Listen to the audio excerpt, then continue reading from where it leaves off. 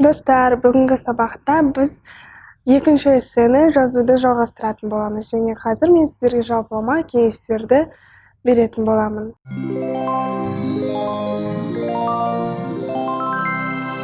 Ендігі кезекте біз жалпылама ұсыныстарды қарастырайық. Мен сіздерге әрқашан айтамын, және де бүгін де айтамын, жоспар жасап алыңыз алдын ала. Сұрақ жауап бөліміне 2-3 минут уақытыңызды бөліп, жақсылап ойланып алыңыз. Ол дегеніміз сіздің еш нәрсені жазуды ұмытпауға көмектеседі, және де эссеңіздің айқын болуына көмектеседі. Бұл дегеніміз өте маңызды. Және де келесі, ешқашан сөздерді қысқартып жазбаңыз. Мысалы, don't дегенді do not деп, can't дегенді cannot деп толықтай жазыңыз. Және де әртүрлі сөйлем құрылымдарын қолданыңыз. Тек қана ұзын немесе тек қана қысқа сөйлемдер жазбаңыз. Мысалы, мынандай сөйлемді алатын болсақ, бұл сөйлемді қалай қысқартып жазуға болады? Firstly, children watch too much TV. It's bad for their health. It can make them addicted. They will spend too much time indoors. This can make them fat. It's bad for their health as it can make them addicted. They will spend too much time indoors and this can make them fat. Сонымен қатар, эссені тек 5 жолмен жаза салмаңыз. Бұл дегеніміз, емтихан алушы соңын оқып жатқанда эссеңіздің басын ұмытып қалуы мүмкін. Барынша осы a lot, really, very сөздерін қолданбаңыз. Мәселен, very beautiful'дың орнына gorgeous сөзін қолданып, very huge сөзінің орнына enormous деп айтуға болады. Және эссе жазу барысында ешқандай өзіңіздің туыстарыңызға, достарыңызға байланысты мысал келтірмеңіз. Мысалы, I hate poverty деп жазбаңыз.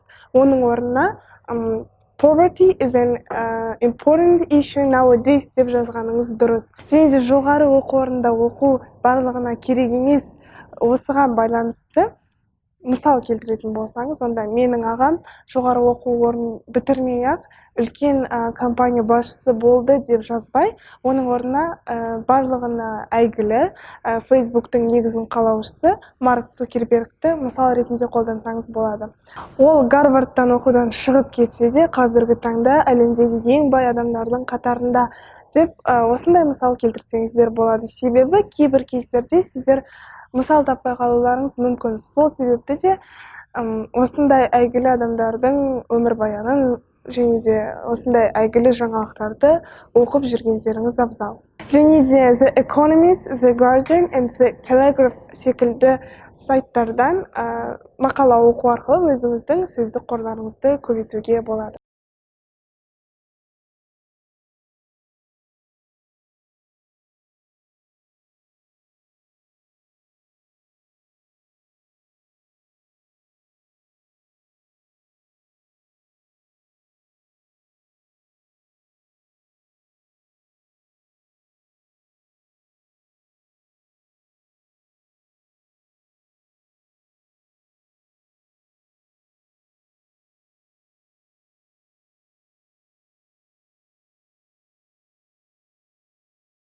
Егер сіздер кейбір сөздердің ағылшыншасын еске түсіре алмасаңыздар, онда оған көп уақытыңызды бөлмей, жай ғана қоршап кетіп, кейіннен эссені жазып болғаннан кейін барып тексеріңіздер. Себебі сіздер бір сөзді тұрып қалсаңыздар, онда уақытыңыздың барлығы соған кетеді. Ал егер мүлде есіңізге түспесе, онда ол сөздің синонимін жазсаңыздар болады. Міндетті түрде эссені жазып болғаннан кейін бір тексеріп шығыңыз. Оны 3 этаппен тексерсеңіз болады. Яғни бірінші бір рет оқып алып, пунктуациясын тексеріңіздер. Екінші рет оқып алып, бастауыш пен баяндауыштың қаншалықты дұрыс байланысқанын қарап алыңыздар. Яғни people thinks, individual think. Осы сөздерден қандай қате көріп тұрсыздар? Мен айтатын болсам, present simple'да, яғни осы шақта жекеше сөздерге онда соңына, яғни етістіктің соңына s жалғауы жалғанады. Бұл жерде дұрыс жауабы, яғни people think, individual thinks болады. Ал үшінші этапта сіздер тағы бір рет оқып шығып, сөздердің қаншалықты дұрыс жазылған, яғни spellingті тексерсеңіздер болады. Достар, егер сіздер барлығын тек бір рет оқып шығып қана барлығын тексеремін деп ойласаңыздар, онда бұл өте қиынға соғады. Себебі сіздер кейбір сөздерге мән бермей, қателіктерді жіберіп алуларыңыз мүмкін. Достар, осы видеоға бекітілген материалдардың арасында сіздер басқа оқушылардың жіберген қателіктерін көріп, олармен таныса аласыздар. Және де сіздерде егер VIP пакет болса, онда сіздер өз эсселеріңізді маған жіберіп, 3 рет тексертіп алуларыңызға мүмкіндіктеріңіз бар. Ал егер сіздерде жай ғана стандартты тариф болса, онда сіздер қосымша 3,5 мың теңге төлеп, менің почтама өзіңіздің эсселеріңізді жіберіп, 2 рет тексертіп алуларыңызға мүмкіндіктеріңіз бар. Эсселеріңізді тексерту өте маңызды, себебі сіздер бір жіберген қатені кейінірек қайтадан жібермейтін боласыздар. Параграфтер мен сөздердің байланыстарын тексеру үшін сіздер linking words-ті қолданыңыздар. Олар осы сабақтың материалдарына бекітілген.